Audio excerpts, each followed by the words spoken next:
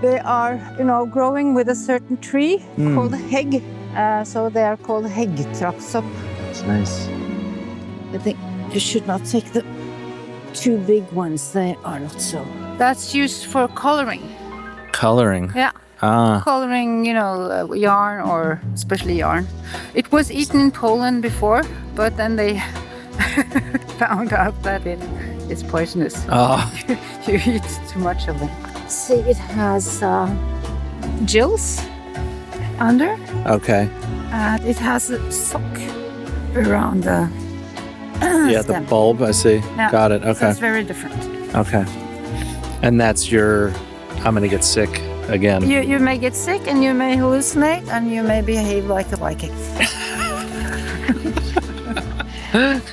And when they are white like this, they are visited by another mushroom, which you shouldn't eat. But you can just cut that away. It's not.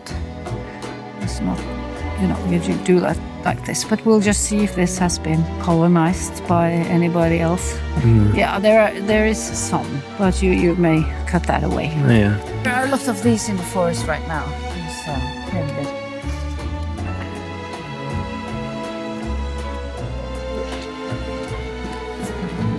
In all kinds of colors. They're really colorful. You have yellow, green, red, orange. So Really? a skillet with creme looks really Yeah. later. Here's a sep. This is see, it's very solid. Yeah. It's called stone mushroom in Norwegian because it's really heavy. Oh, that's beautiful. Species, you see, it has spongy Oh, yeah. other side, and the Italians are crazy with it. Really? And these the small ones, even smaller, they call them champagne. The cap on the champagne Yeah. that you pop out. Cork. Yeah. Yeah, they call it champagne corks. Got it. And the champagne corks, you get a real good price for them at the market. I used to dry these a lot. Really? They are really, tasty, and with risotto and so on. Yeah. But when you find a mushroom, you always need to, split it lengthwise because there may be other visitors. But this is, it's a bit, there have been worms a little bit. Sure. Yeah.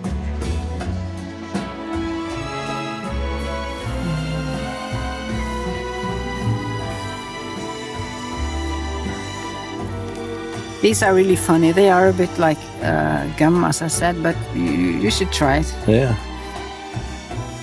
Amazing. Super. Good. Thank you so much. So now that we got the mushrooms back home, we're going to start this recipe. This is a recipe of a classic pizza called the Kind Brother that we sell at Speedy Romeo.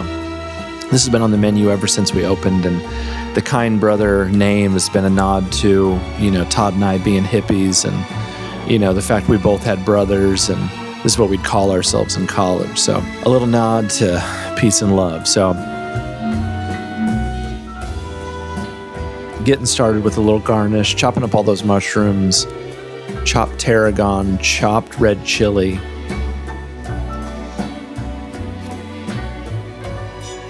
Gonna olive oil and salt all these mushrooms in a cast iron skillet.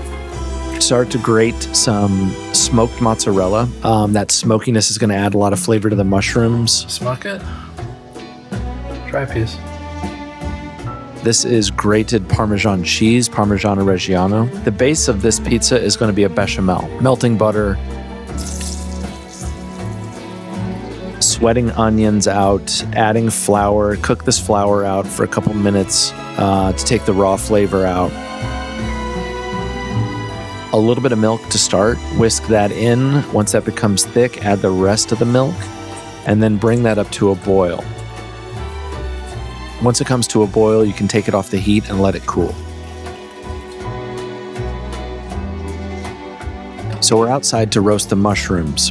Those are going into the oven on a high heat to caramelize. And this is really going to bring those flavors together.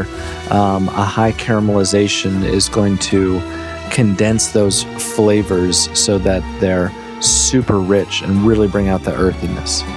When they're done, adding the tarragon and red chili, a little bit more olive oil, and just let those sort of marinate. Shaping the dough. Again, I love to buy ready-made dough at a local pizzeria. Saves a ton of time and helps us out. So we have our dough for mushmans. Doing a simple sort of on the cutting board stretch, using gravity to stretch this dough out.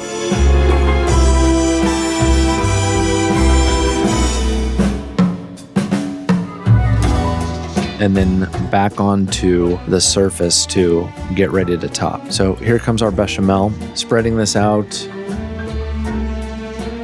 Then come the roasted mushrooms. You don't want to put too much because it's going to get heavy and the dough will be hard to cook. So pretty light cheese, light parm. And here comes the egg. So cracking the egg open. And I'm going to pull this white out from the yolk and sort of spread that around the outside of the pizza so that the yolk will cook, and we'll do our best to cook all that white. It's tricky because the pizza's not in the oven for too long.